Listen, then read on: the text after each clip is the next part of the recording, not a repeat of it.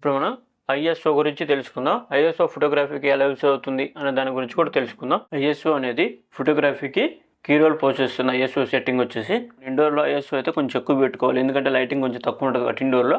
అవుట్డోర్లో అయితే అలా కాదు, మన డే టైంలో అవుట్డోర్లో అయితే లైటింగ్ ఎక్కువ ఉంటుంది కాబట్టి మన ఐఎస్ఓ అనేది తక్కువ పెట్టుకున్న ఫోటో బాగానే వస్తుంది. కానీ ఇండోర్లో అలా కాదు, ఇండోర్లో మన లైటింగ్ తక్కువ ఉంటుంది కాబట్టి మన లైటింగ్ తగ్గట్టుగా మనం కొంచెం ఐఎస్ఓ పెంచుకోవాలి. ఇప్పుడు మాత్రం 100 మాత్రం ఉంది ఐఎస్ఓ.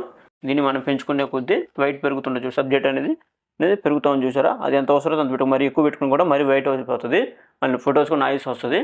మనం ఎంత అయితే అంత అవసరం పెట్టుకోవాలి. ఇప్పుడు చూసారా ఫోటో అనేది మన షట్టర్ స్పీడు అపేచర్ అంత కరెక్ట్ పెట్టుకున్నా ఐఎస్ఓ కూడా కరెక్ట్ పెట్టుకుంటే ఫోటో అనేది బాగా వస్తుంది. షట్టర్ స్పీడు, అపేచర్, ఐఎస్ఓ ఈ మూడింటి గురించి ఆల్రెడీ షార్ట్ వీడియోస్ ఇప్పుడు చేశాను.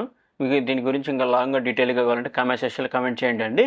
దీని గురించి ఇంకా డీటెయిల్గా డెప్త్గా చెప్తాను. దా ఫోటోగ్రఫీ స్టూడియో యూట్యూబ్ ఛానల్ని సబ్స్క్రైబ్ చేసుకోండి, నోటిఫికేషన్ బెల్ ఐకాన్ ఆన్ చేసుకోండి. నేను పెట్టిన వీడియో నోటిఫికేషన్ రూపంలో వస్తుంది. మీకు ఏమైనా ఫోటోగ్రఫీలో డౌట్స్ ఉంటే కామెంట్ సెక్షన్లో కామెంట్ చేయండి.